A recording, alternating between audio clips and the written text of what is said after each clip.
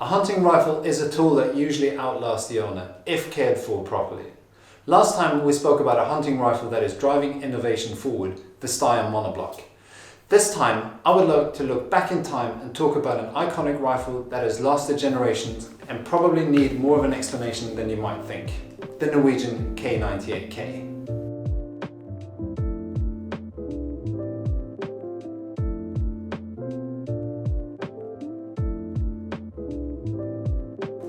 Whenever I've posted a photo of this rifle on Instagram, I've been bombarded with questions about it. As such, I wanted to briefly go through the history, some of its features, and show you how it performs. Looking past the novelty factor of a historic rifle, what I particularly like about it is the noticeable history embedded in it. As you can see, there are historic traces everywhere, such as the eagles and the year it was built.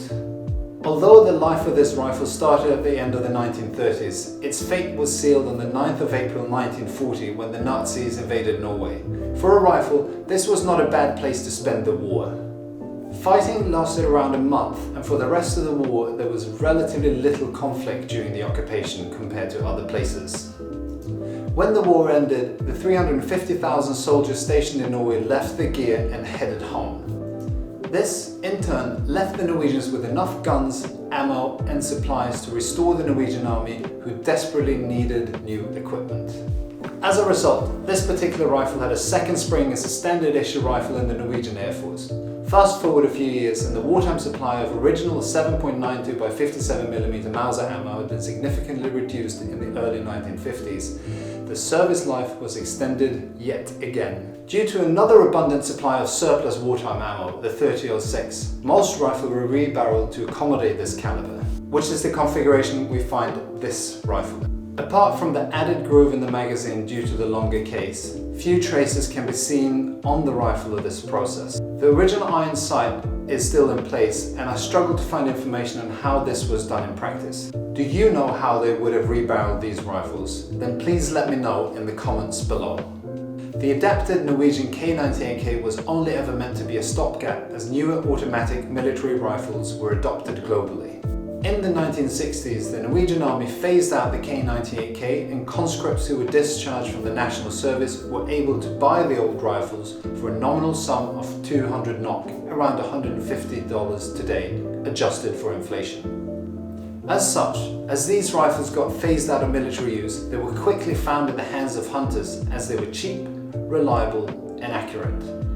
Today, mint-condition Norwegian K98ks pop up every now and then on Norway's Craigslist, finn.no, for around 1,500 NOK, or approximately $180 US. Since these rifles saw little action during the war, they are often in very good condition, and they are usually from early wartime production.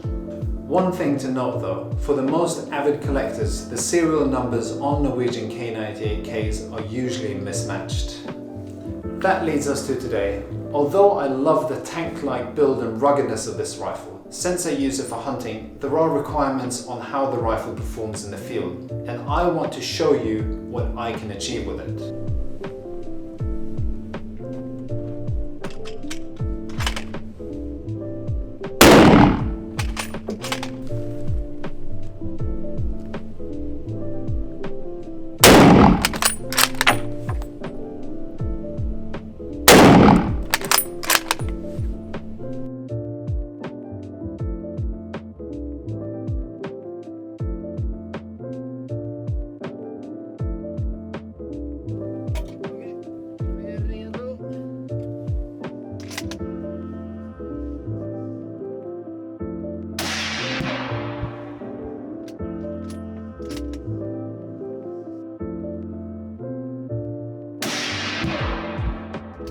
On the range, there are a few things to note.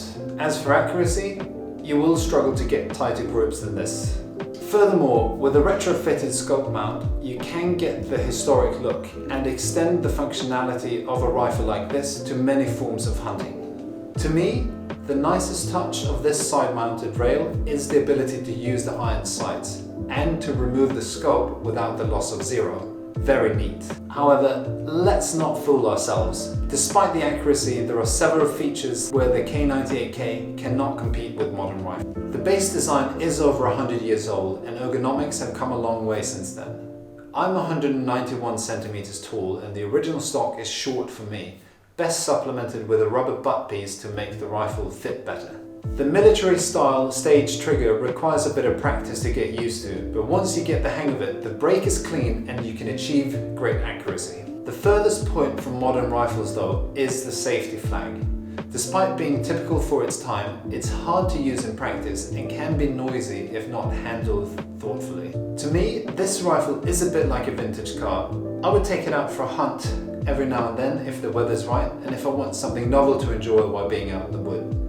Despite it being over 80 years old, it's a magnificent rifle which, if understood properly, could cover all of your hunting needs. Thank you so much for watching. If you like this video, please give it a thumbs up and subscribe to my channel. Do you own any vintage rifles of your own? Please let me know in the comments below. As always, stay safe and until next time, skitjakt!